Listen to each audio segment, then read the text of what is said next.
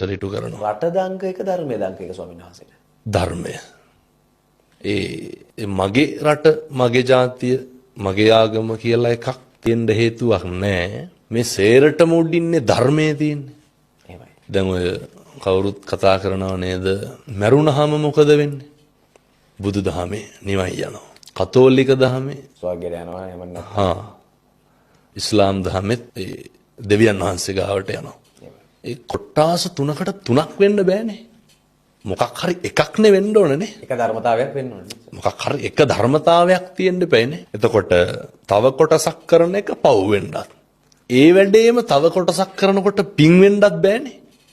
මේකේ මොකක් හරි එකයි තියෙන්න ඕනේ. ධර්මතාවයක්. එක ධර්මතාවයක්. කතෝලිකද බෞද්ධද එක වෙන් කරන්න ඉපදුනාට පස්සේනේ.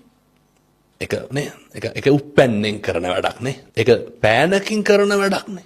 එතකොට ඒක ඉපදින කෙනෙක් නෙමෙයි තීරණය ගන්නෙ. පැහැදිලිව අම්මයි තාත්තයි තීරණය කරන්නේ. නෑදෑයෝ තීරණය ගන්න.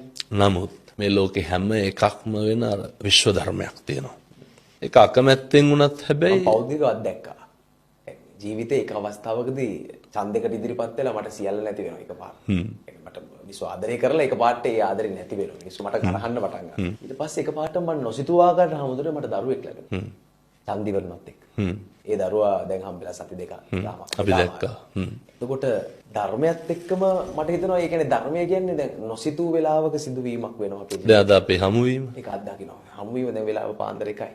අතිශය හම්බයක්. අද උදේ කතා කරාද අපි හවස හම්බුණා. මේ සියල්ලට උඩින් මොකක්ද තියෙන්නේ කියන එකට ධර්මයේ කියන එකට ආය විවාදයක් තියෙනවද?